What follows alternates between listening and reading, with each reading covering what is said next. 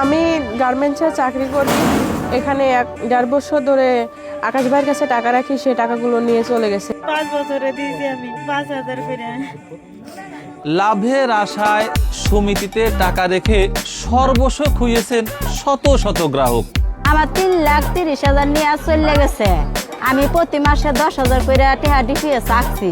আমরা অনেক বছর ধরে এখানে চাকরি করি এবং এই সমিতিতে আমরা জড়িয়ে অনেক সদস্য এই সমিতিটা করছে। অনেকে 2,000, অনেকে 5,000, অনেকে 10,000, কেউ 20,000 এরকম করে দিচ্ছে। আমাদের অনেক পরিশ্রমের টাকা, আমাদের অনেক কষ্টের টাকা। আকাশের কাছে আমাদের প্রতি মাসে 10,000 করে টাকা তোলা, 7 লাখ টাকা পাই। প্রায় 100 কোটি টাকা নিয়ে উধাও হয়ে গেছে আমাদের শ্রমিক কল্যাণ সমিতির মালিক আকাশ মিয়া। 3 লক্ষ টাকা নিয়ে চলে গেছে। অনেকেরই প্রায় 10 লাখ, কারো 15 লাখ, কারো 20 লাখ, কেউ 25 লাখ, এমনও আছে যে 50 লাখ টাকা পর্যন্ত আছে। আমার নিজেরও আছে, আমার আছে 2 লাখ, আমার বড় বোনের আছে 5 লাখ, আমার আরেক বোনের আছে প্রায় 4 লাখ। এই টাকাগুলো নিয়ে এরকম করে উধাও হয়ে গেছে। যে আমার আব্বু এবং আম্মু এখানে অনেকগুলো টাকা সমিতি করছিল, প্রায় 20 লাখের মতো। সব এখান থেকে আরো অনেকের টাকা আছে, অনেক, সবগুলো নিয়ে তারা চলে গেছে। প্রায় 15 বছর যাবৎ এই সমিতি পরিচালনা করেন তিনি।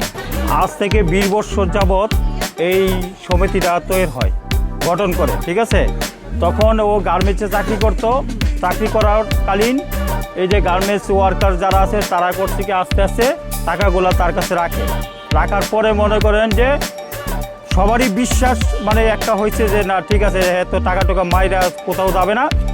এই বিশ্বাসের কারণে একজন থেকে আরেকজন শেয়ার করতে করতেই মানুষ মনে করে এতগুলো লোক 20 লাখ, 30 লাখ, 35 লাখ এরকম করে টাকা রাখছে।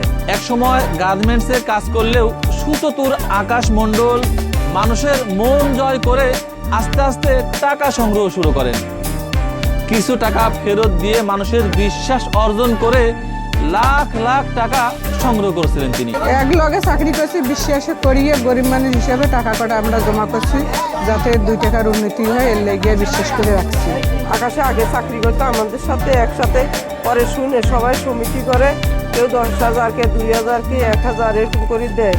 তা আমি এই শুনে আমি আমার স্বামী নিয়ে, আমার একটা বাচ্চা নিয়ে আমি চাকরি করতে আসি অনেক কষ্ট করে।